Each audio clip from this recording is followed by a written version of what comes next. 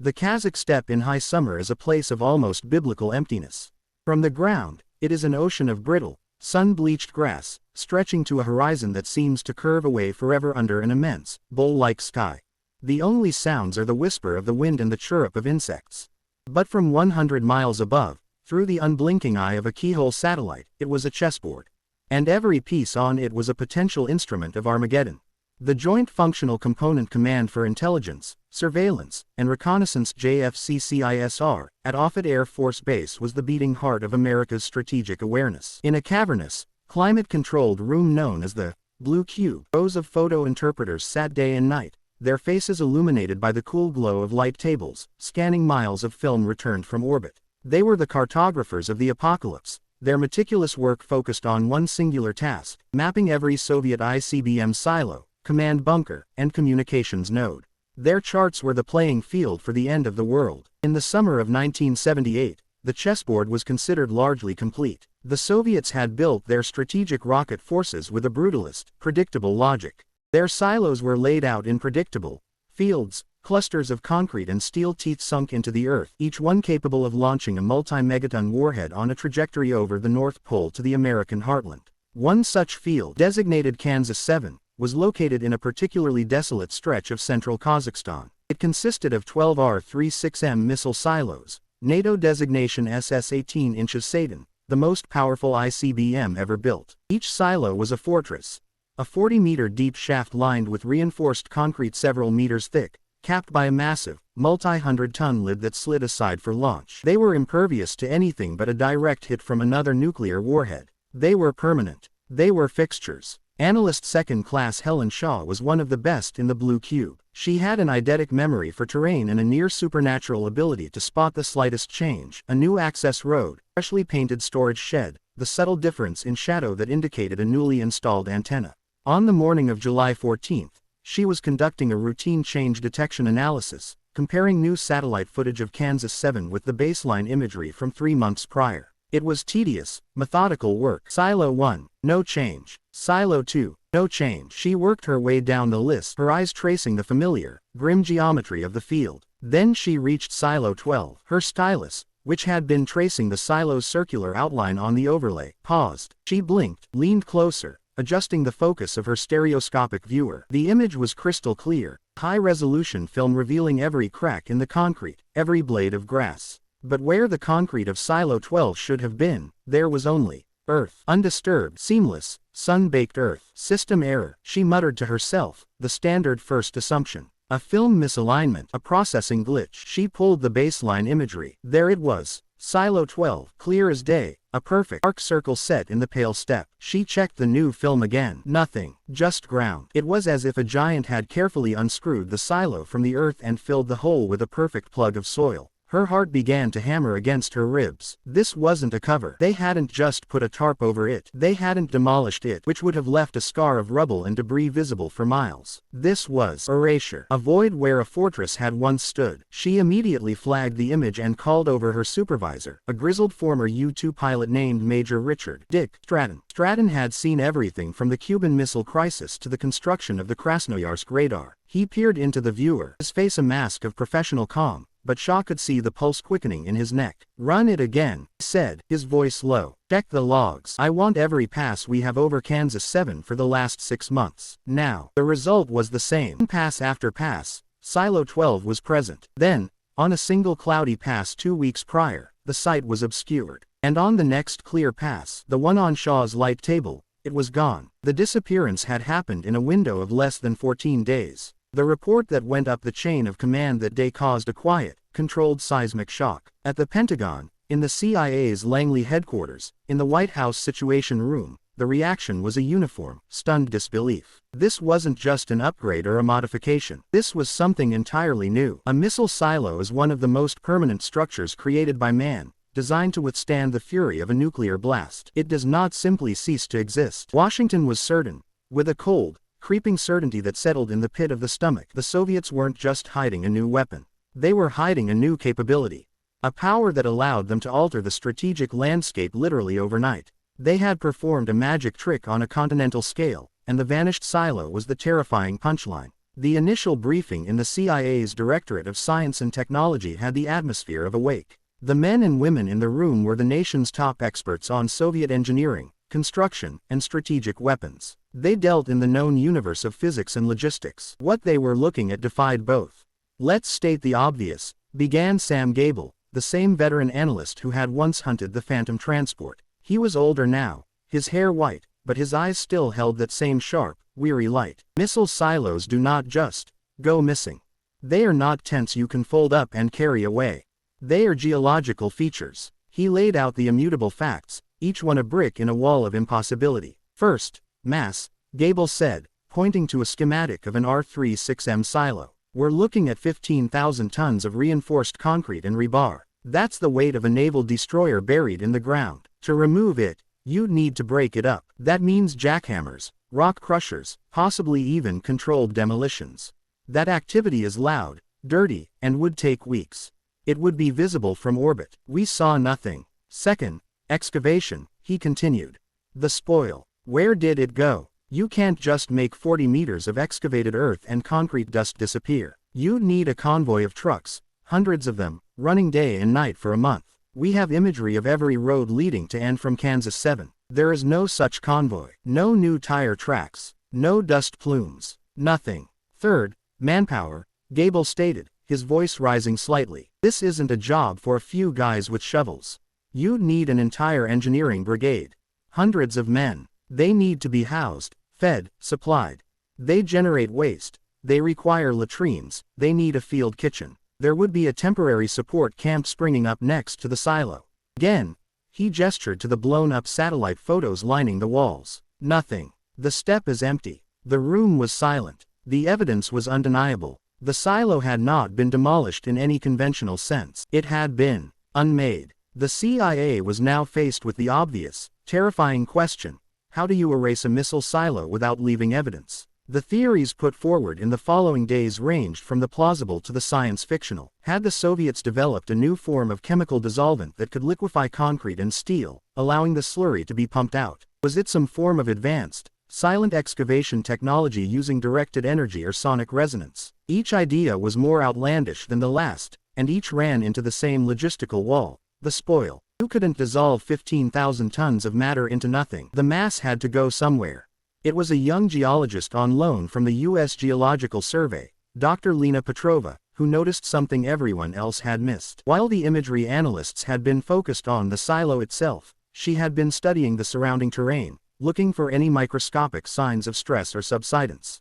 And she found it. "Look here," she said, projecting two images side by side in a secure conference room. One was the baseline photo with Silo 12 present. The other was the new one, with it absent. He pointed to a patch of ground about 50 meters from the silo's former location. "Do you see it? The pattern of the grass. On the older photo, the scrub grass grew in its normal, random pattern. On the new one, there was a faint, almost imperceptible line, a slight linear depression running through the vegetation. It was so subtle it was nearly invisible, the kind of feature that would be dismissed as a shadow or a trick of the light." "That's not a natural feature," Petrova said. "That's a subsidence line. The ground has settled along a very specific, linear path." She then overlaid a geological survey map of the region. The line she had identified ran directly along the path of a known geological fault, a deep, subterranean fissure in the bedrock that had been seismically inactive for centuries.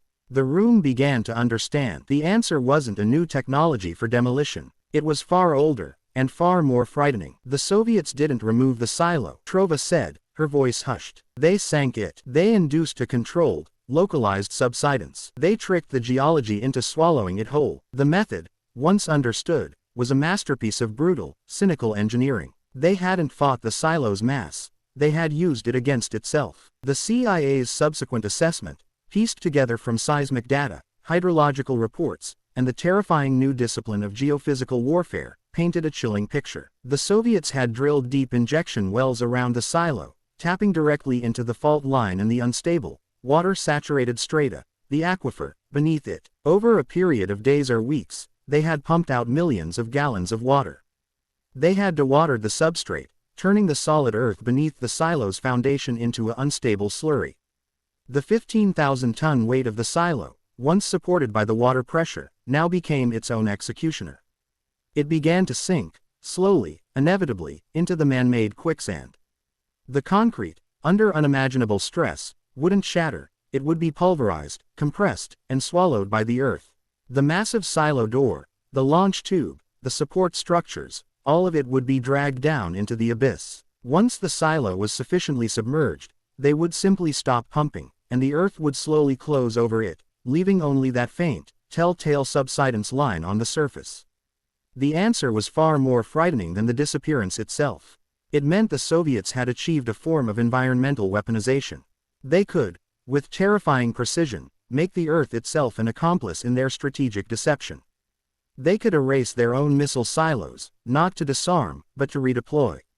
They could make their entire nuclear force mobile and invisible.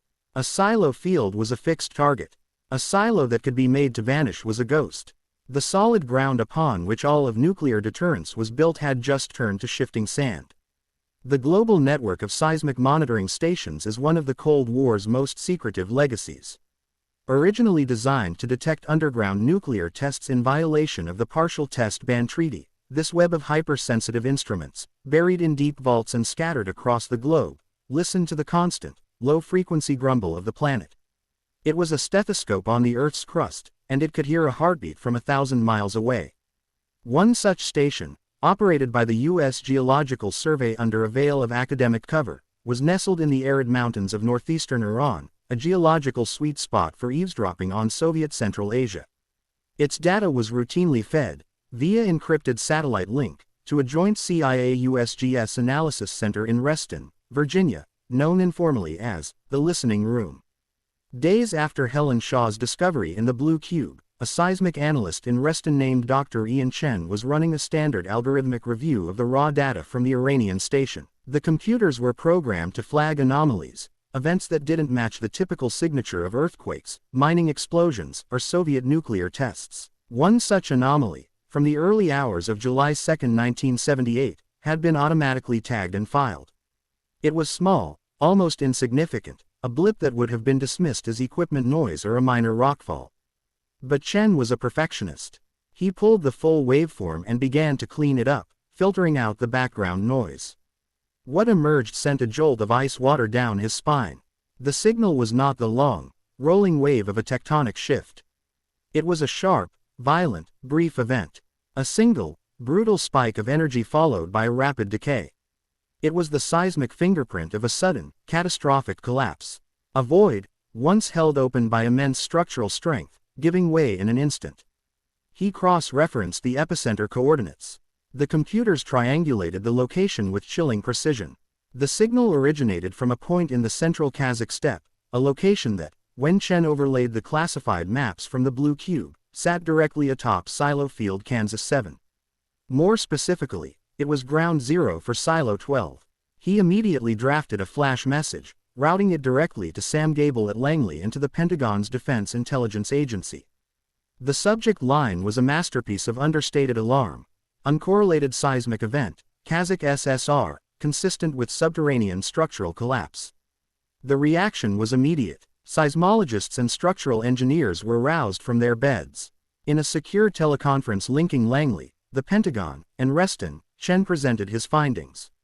This wasn't an earthquake, Chen explained, his voice crackling over the secure line. The frequency and amplitude are all wrong. This is an implosive signature. Think of a cavern collapsing. The energy is released inward and downward, not outward. The initial spike is the failure of the supporting structure, the concrete and steel, and the subsequent signal is the sound of the rubble settling and the earth above collapsing into the new void. A voice from the Pentagon, sharp with tension, cut in. How big a void are we talking about, Doctor? Chen didn't hesitate. Based on the energy release and the depth of the event, we're looking at a volume consistent with a known R-36M launch silo and its immediate support infrastructure. Something in that location, something of that exact size and depth, catastrophically failed and was crushed. The silence on the line was absolute. The seismic data was the smoking gun. It confirmed the satellite imagery wasn't a fluke or a processing error. Silo 12 was gone because it had been violently destroyed. But not from the outside. Not by a bomb or a missile. This was an internal death. A self-inflicted wound from below. This raised a terrifying new question.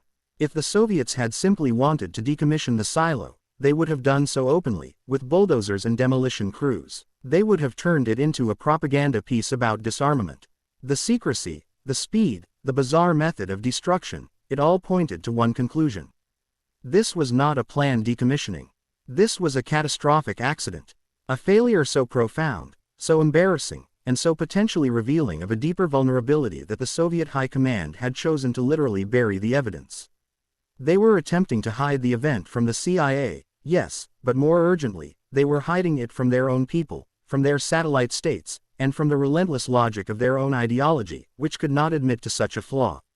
The Soviets, it seemed, feared the truth of what had happened at Silo 12 more than they feared the CIA itself. The disappearance of Silo 12 was no longer just an intelligence curiosity, it was a direct threat to the foundation of nuclear deterrence. If a Soviet missile silo could simply implode, what did that say about the reliability of the thousands of other silos pointed at the United States? Was this a one-in-a-million fluke, or the tip of a systemic iceberg? The White House needed answers, and it needed them yesterday. In response, the CIA formally stood up a new, compartmentalized intelligence program. It was given a cryptic, deliberately meaningless name designed to reveal nothing if leaked: Operation ARROWFALL. Its mandate was singular and urgent: determine the cause of the Silo 12 collapse and assess the vulnerability of the entire Soviet strategic rocket force. Sam Gable, with his decades of experience hunting Soviet ghosts, was pulled from semi-retirement to lead it. ARROWFALL marshaled the full, terrifying resources of the American intelligence apparatus. It was a silent, global symphony of espionage, with Gable as its conductor. Satellite passes increased. The National Reconnaissance Office tasked every available keyhole and gambit satellite, altering their orbital paths to maximize coverage over the Kazakh steppe and other known Soviet silo fields.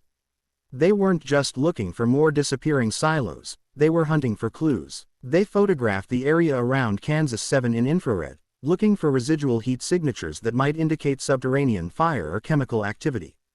They used multispectral scanners to analyze the mineral composition of the soil, searching for traces of liquefaction or unusual chemical residues. The images were analyzed frame by frame, the subsidence line measured and remeasured, its progress tracked over subsequent weeks as the Earth continued to settle.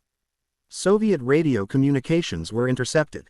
The National Security Agency (NSA) at Fort Meade directed its vast array of listening posts in Turkey, Iran, and Pakistan to focus all their collection on Soviet strategic rocket forces communications. They listened to the routine, encrypted traffic between command centers and silo fields. But more importantly, they listened for the breaks in routine. They looked for sudden, unexplained changes in alert status, for urgent engineering reports sent on non-standard frequencies, for the panicked, often less disciplined traffic between construction battalions and geological survey units. The NSA's supercomputers, primitive by today's standards but formidable for their time, chewed through terabytes of intercepted signals, flagging any mention of Kansas 7, subsidence, structural failure, or ground stability. Geological reports were analyzed. ARROWFALL recruited the best minds in hydrogeology and soil mechanics from American universities, all sworn to secrecy under the Official Secrets Act. They were given access to decades of Soviet geological surveys, many of them stolen by CIA assets behind the Iron Curtain. They pored over maps of aquifers, water tables, and seismic fault lines, superimposing them onto the maps of Soviet missile silo fields. A terrifying pattern began to emerge. Many of the most critical silo fields, built in the rushed expansion of the 1960s, were situated in geologically precarious locations, on top of unstable aquifers, near fault lines, or on land with a high risk of karst formation, where soluble bedrock like limestone could be secretly eaten away by groundwater, forming hidden caverns. Slowly, painstakingly, the picture emerged. The silo had not been dismantled or relocated. The seismic data was unequivocal. It had collapsed inward, catastrophically and almost instantly, swallowed whole by the earth beneath it. The how was becoming clear. The geological evidence pointed to a massive, subterranean void directly beneath the silo's foundation, a void that had suddenly given way. But what had caused that void? Was it natural, or was it something else? The final, crucial piece of the puzzle came from the NSA. A week into ARROWFALL, they intercepted a low-priority, non-encrypted radio transmission between a Soviet engineering unit and a geological survey team based in Karaganda. The conversation was technical, filled with jargon, but one phrase, used by a frustrated engineer, was picked up cleanly by the listening post in Turkey. The engineer, his voice crackling with static and stress, was complaining about the impossibility of his task. He was trying to get a straight answer from the geologists about soil stability for a new construction project. He referenced the old problem at Kansas 7, the one that had caused so much trouble. He didn't use the word collapse or implosion. He used a phrase that was both folkloric and terrifyingly precise. The translator at Fort Meade rendered it into English, and the transcript was flashed to Gable's desk at Langley. The Soviet engineer had said, "We cannot have a repeat of what happened at Sector 12. Nobody can explain it. The ground just ate it." Gable read the line over and over. The ground ate it. It wasn't a technical term. It was a confession of ignorance, a surrender to a force that their science couldn't properly quantify. It was the voice of a superpower confronted by a flaw in its very foundation. The Soviets hadn't performed a miracle of engineering. They had suffered a catastrophic failure of geology. The very earth upon which they had built their empire of fear had turned out to be rotten. And that was a secret they feared more than any spy satellite. The revelation from the intercepted communication, "The ground ate it," was not an endpoint for Operation ARROWFALL. It was a starting pistol. Sam Gable and his team now had a direction. The enemy wasn't a new Soviet weapon, but the Soviet Union's own brutal, hurried, and tragically flawed industrial expansion. The investigation shifted from the realm of espionage to the disciplines of geology and engineering history. It became a cold case, a forensic investigation of a crime scene located a mile underground, in a country they could never physically visit. Gable assembled a new cell within ARROWFALL, a ghost geology team composed of the most brilliant and unorthodox minds he could find. The leader was Dr. R.S. Thorne, the same propulsion expert who had dissected the flaws of the Phantom transport. Thorne's mind, capable of understanding the violent stresses inside a turboprop engine, was perfectly suited to understanding the even more immense forces at play within the Earth's crust. He was joined by Dr. Lena Petrova, the USGS geologist whose sharp eyes had first spotted the subsidence line, and a newly recruited expert, Professor Klaus Richter, a world-renowned geotechnical engineer who had come from East Germany a decade prior. Richter had personally supervised the construction of deep underground bunkers for the Warsaw Pact. He knew the shortcuts, the lies, and the willful ignorance that characterized Soviet military construction. Their task was monumental: to reconstruct the subterranean history of a patch of Kazakh steppe they would never see. They worked in a vault at Langley that slowly transformed from an intelligence operations center into a chaotic academic's office. The walls were papered not with satellite photos of missiles, but with Soviet geological survey maps from the 1950s, hydrological charts, and seismic readouts. They cross-referenced these with the known construction timelines for Silo Field Kansas 7, which CIA assets had painstakingly pieced together from stolen procurement records and the testimony of a disgruntled East German crane operator. The story they pieced together by the spring of 1979 was one of breathtaking negligence, a tragedy written in limestone and hubris. The Kazakh steppe, they discovered, was not the solid, monolithic slab it appeared to be from the surface. Millions of years ago, it had been the bed of a vast, shallow sea. The bedrock was not granite or basalt, but limestone, a soluble, porous rock. Over millennia, slightly acidic groundwater had percolated down through fissures in the stone, slowly, molecule by molecule, dissolving the calcium carbonate and carrying it away. This process, known as karstification, creates a hidden world beneath the surface, a labyrinth of fissures, sinkholes, and vast, cathedral-like caverns. The Soviet geological surveys from the 1950s, conducted in a frantic rush to find mineral wealth and strategic sites, had noted the potential for karst features in the region. But the reports were buried, their warnings couched in the cautious, ambiguous language of scientists who knew their careers depended on delivering good news, not problems. When the Strategic Rocket Forces scouted locations for Kansas 7 in the early 1960s, they were looking for vast, empty spaces with stable ground and good line of sight for communications. The site met the surface criteria perfectly. A deeper, More thorough geotechnical survey would have required months of core drilling and seismic tomography, a luxury of time the paranoid, rushed Soviet military did not have.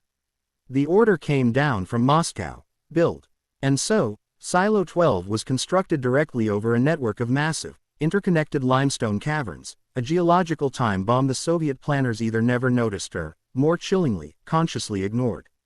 Professor Richter explained the mechanics of the impending disaster to Gable's team with the grim authority of an insider. They poured 15,000 tons of concrete onto a ceiling of rotten rock, he said, pointing to a diagram of the subterranean structure they had modeled. For years, it held. The cavern roof was strong, but brittle. It was like a thick pane of glass. It could support the weight, but it had no flexibility. Then, Richter described the triggers. Every missile alert drill, he said, every time they fired the silo's massive hydraulic system to practice sliding the multi-ton lid aside, it sent a low-frequency shockwave through the ground. Every time they test-fired the missile's engines in a simulated launch, the vibration shook the very foundations. It was death by 1,000 cuts. The constant, rhythmic stress from the silo's own operation was micro-fracturing the limestone ceiling, turning a solid structure into a fragile one. The final trigger, the team concluded, was likely a routine event. Perhaps it was a particularly vigorous drill. Perhaps it was a minor earth tremor, too small to be felt on the surface but enough to be the proverbial straw that broke the camel's back. Or perhaps the ceiling simply reached its ultimate load-bearing capacity after years of slow, insidious fatigue. The collapse, when it came, was not an explosion. It was not a slow, grinding subsidence. It was a fundamental, instantaneous failure of physics. Think of a trap door, Dr. Thorne said, his voice low and intense. One moment, the silo is sitting on solid ground. The next, the solid ground is gone. The entire structure, the concrete shaft, the launch tube, the support systems, becomes a free-falling object. It didn't explode. It didn't collapse in pieces. It fell, straight down. The seismic data from Dr. Chen confirmed this. The sharp, impulsive signature was the sound of the silo's foundation vanishing. The subsequent rumble was the sound of the silo itself, a 40-meter-tall skyscraper of concrete and steel, plummeting into the abyss, followed by the catastrophic collapse of the cavern roof around it. The cavern, the ghost geology team estimated based on the volume of the silo and the seismic energy released, was colossal. It could have swallowed a warship, Thorne concluded. It was a void of biblical proportions. The silent, patient threat beneath the step had finally spoken. And it had consumed its prey in a single gulp. The reconstruction of the collapse was a terrifying intellectual achievement.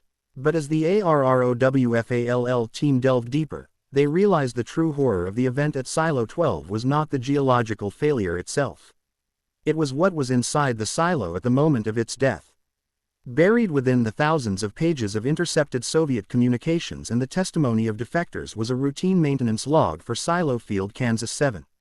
Cross-referenced with the seismic data, it placed a team of Strategic Rocket Forces technicians inside Silo 12 for a scheduled systems check on the night of the collapse.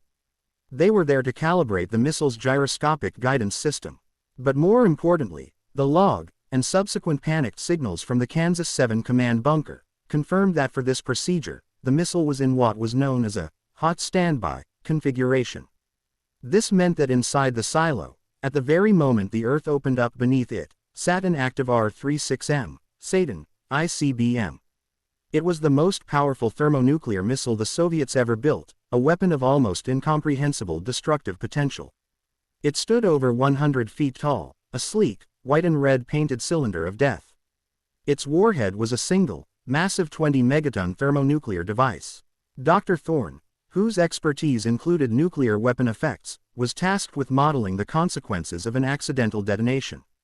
The report he produced was so horrifying it was immediately classified at a level above top secret, its distribution limited to the President and the 4 members of the National Security Council. Thorne described the scenario with chilling, clinical precision. Had the missile's warhead detonated, whether from the immense physical shock of the impact at the bottom of the cavern, from a short circuit in its firing circuits, or from a sympathetic explosion of its liquid fuel, the result would have been an unparalleled catastrophe. The fireball, Thorne wrote, would have been over 4 miles in diameter. It would have vaporized the silo, the cavern, and everything within a 3-mile radius, instantly digging a crater 1,000 feet deep into the Kazakh bedrock.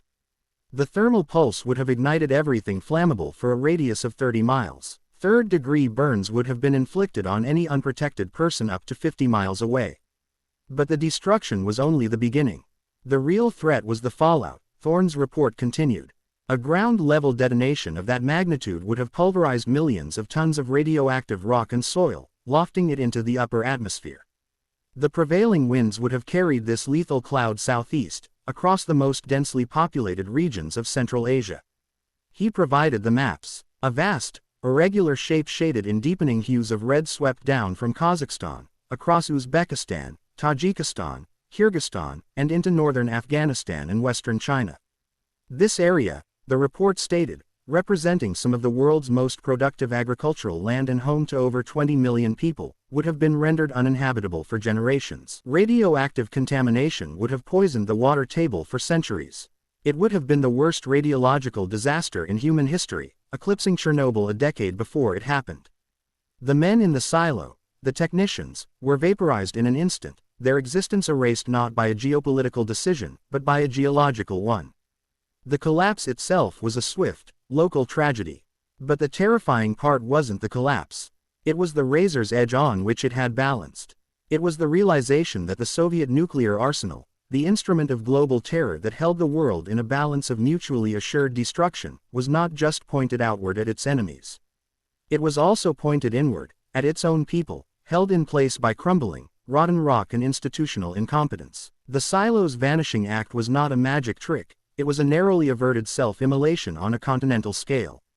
And as the ARROWFALL team would soon discover, the aftermath of the collapse was even more revealing of the Soviet system's fatal flaws than the collapse itself. The silence from Moscow, the frantic cover-up, the rewritten maps, it all pointed to a truth more dangerous than any missile, an empire so brittle, so afraid of its own weaknesses, that it would rather risk a continent than admit a mistake.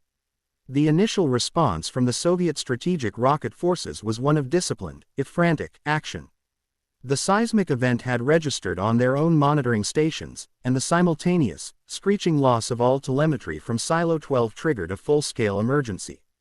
The first assumption, the one drilled into them for decades, was an American first strike.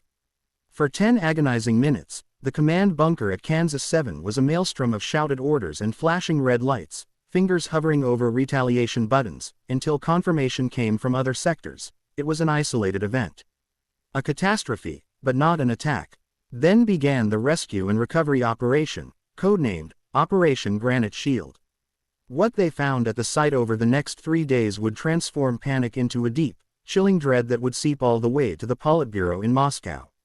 The first teams to arrive were specialized military engineers from the 12th Directorate, the unit responsible for the handling and security of nuclear weapons. They arrived in a convoy of rugged GAZ-66 trucks, their headlights cutting through the pre-dawn gloom, expecting a scene of controlled chaos, a collapsed silo lid, twisted rebar, and the frantic work of extracting survivors. Instead, they were met by an unnerving silence and a void. Where the massive, circular outline of Silo 12 had been was now a ragged, gaping maw in the earth. It was not a neat hole. The edges were crumbled and unstable, with chunks of the step's hard-packed soil periodically breaking off and disappearing into the blackness below. The engineers, trained for every conceivable disaster, were unprepared for this. They established a secure perimeter, their faces grim under the harsh glow of portable arc lights that did little to pierce the profound darkness below. The first order of business was to search for survivors. A senior sergeant, a veteran of the war in Afghanistan named Dmitry Volkov, was harnessed into a rappelling rig. His comrades anchored the lines to the treads of 2 heavy trucks, and he was slowly lowered over the edge, a lone figure descending into the abyss, his helmet lamp a solitary, bobbing star in the immensity of the dark. Over the crackling field radio, his voice was calm, professional. Descending. Walls are unstable, soil and shattered concrete, no sign of the structure. He went down 20 meters, then 30, far past the point where the solid silo walls should have begun. 40 meters, still no contact with the structure. It's just open space. He was lowered to the full extent of their ropes, 150 meters, and still he dangled in open air. The silo, a structure that descended 40 meters, was gone. The cavern it had fallen into was of a scale that defied comprehension. Volkov's voice, when he reported this, lost its professional veneer. There was a tremor of primal fear. I can't see the bottom. I can't hear anything hit the bottom. It's just dark. For 3 days, they tried. They deployed seismic sondas, lowering them into the pit to try and map the depths through echolocation. The signals that returned were chaotic, suggesting a complex, collapsed labyrinth of passages and chambers, with no clear bottom detected within the instrument's range. They sent down specialized cameras on kilometer-long cables, but the lenses could only capture vague, shadowy shapes of fallen rock and impenetrable gloom. The air sampled from the depths was cold, stale, and carried the faint, acrid smell of crushed concrete and spilled chemicals, but no traces of radiation, yet. They found nothing. No mangled pieces of the launch tube. No shredded consoles from the control room. No bodies. No missile. The R-36M. Satan, all 210 tons of it, with its volatile liquid fuel and its live 20 megaton warhead, had vanished. It had not just fallen, it had been swallowed. The prevailing theory, developed by a pale-faced team of Soviet geologists who arrived on the second day, was that the initial collapse had triggered a chain reaction. The missile and the silo debris had plummeted into the main cavern, their immense weight and kinetic energy causing the floor of that cavern to collapse in turn, plunging the entire mass into a deeper, secondary void system, a subterranean Russian doll of limestone and darkness. The warhead was now lost somewhere in this uncharted, inaccessible geological underworld. On the morning of the 4th day, a sealed order arrived from Moscow, delivered by a stone-faced KGB colonel who took command of the site. Operation Granite Shield was terminated. Immediately, all personnel were sworn to secrecy under penalty of treason. The heavy equipment was withdrawn. The engineers, confused and shaken, were loaded onto trucks and dispersed to other units across the vastness of the USSR. The final act was one of brutal, final erasure. A specialized construction battalion, the same kind that built the silos, was brought in. Under the KGB's watchful eye, they did not attempt to recover the lost weapon. They began to fill the hole. For a week, a continuous convoy of dump trucks rumbled to the site, depositing thousands of tons of gravel, sand, and concrete slurry into the gaping maw. They were not filling a hole, they were building a gigantic, subterranean tombstone. They poured concrete until the surface was stable, then they covered it with a layer of topsoil, seeded it with the hardy steppe grass, and left. The site was scrubbed from all maps and records. The 12 silos of Kansas 7 were officially redesignated as an 11-silo field. The men who had died were listed as killed in a training accident at an unspecified location. To the world, and to most of the Soviet Union, Silo 12 had never existed. And somewhere beneath the newly stabilized ground, in an uncharted cavern, shielded by hundreds of meters of collapsed rock and hastily poured concrete, lay a 20-megaton ghost. A lost weapon, its final resting place unknown, its ultimate fate a mystery that would haunt the dreams of strategists for decades to come. For the remainder of the Cold War, the official American position on the vanished silo, as articulated in the final, top-secret report for Operation ARROWFALL, was one of cautious, analytical uncertainty. The CIA could prove the silo was gone. They had a very strong, evidence-based theory about how it had happened. But the why of the Soviet cover-up, the sheer, desperate scale of the deception, was a shadowy area, a question of political psychology that no satellite could photograph and no listening post could intercept. The true, full picture only emerged after the collapse of the Soviet Union in 1991. As the monolithic state fractured into 15 independent nations, its archives were thrown open in the chaos. KGB files were sold for hard currency. Military officers, their pensions vanished, traded secrets for survival. It was in this fire sale of a fallen empire that the final, missing pieces of the Silo 12 puzzle were scattered into the hands of Western researchers and historians. Fragments of the truth surfaced in declassified engineering memos from the strategic rocket forces, in the personal diaries of Politburo members published abroad, and in the testimony of former Soviet officials now free to speak. The picture they painted was not of a confident superpower, but of a paranoid, brittle regime terrified of its own fragility. The Soviet government, it was revealed, had considered the incident at Kansas 7 to be a threat to the state itself, for three distinct, cascading reasons. First, it was too embarrassing. The Soviet narrative, both domestically and internationally, was built on an image of infallible engineering and scientific supremacy. The space race, the massive dams, the nuclear arsenal, all were testaments to the triumph of the socialist system. To admit that a crown jewel of their strategic forces had been built on geologically unstable ground, that their own drills and tests had shaken it to pieces, and that their most powerful missile had been lost to a hole in the ground, would have been a propaganda catastrophe of epic proportions. It would have revealed the recklessness and incompetence festering beneath the surface of the military-industrial complex. It was an admission that the emperor had no clothes, and that his clothes had fallen into a bottomless pit. Second, it was too dangerous. The immediate danger of the lost warhead was one thing. But the broader implication was worse. If one silo could vanish, how many others were built on similar geological time bombs? The very revelation of the event could have triggered a frantic, internal review of the entire silo fleet, a review that would have likely revealed dozens of other high-risk locations. It would have forced a costly, logistically nightmarish, and publicly visible program of silo relocation or reinforcement, implicit admission of failure on a massive scale. It was safer, in the calculus of the Politburo, to let sleeping dogs lie, to hope that Silo 12 was a unique aberration, and to bury the evidence, both literally and figuratively. Third, and most critically, it was too destabilizing. The incident proved that the USSR had nearly triggered a nuclear catastrophe on its own soil. This fact had two terrifying ramifications.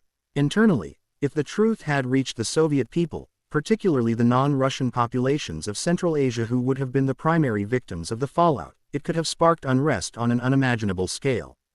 It was a betrayal of the state's most basic compact, to provide security. Externally, if NATO had learned the full truth, it would have fundamentally altered the strategic calculus. The perception of Soviet nuclear strength was the bedrock of their global power. Knowledge that this strength was built on rotten foundations, that their arsenal was potentially as much a danger to themselves as to their enemies, would have emboldened the West. It would have revealed a critical vulnerability, a crack in the armor that could be exploited in a crisis. The missing silo wasn't just a geological failure, it was a strategic vulnerability of the highest order. The CIA eventually closed its file on the missing silo. The Cold War ended. The Soviet Union passed into history. But in the archives, one line from the final ARROWFALL assessment remains, a testament to a mystery that can never be truly solved. It is a line of pure, unadorned fact, and it is all the more chilling for its simplicity. There is no confirmed location of the warhead. Somewhere beneath the vast, windswept silence of the Kazakh steppe, in an uncharted cavern sealed by collapse and deliberate obfuscation, lies a 20-megaton ghost of the Cold War. It is a monument to ambition, to incompetence, and to fear. A weapon that achieved the ultimate stealth, not through technology, but through disaster. A weapon that vanished overnight, and has never been seen again.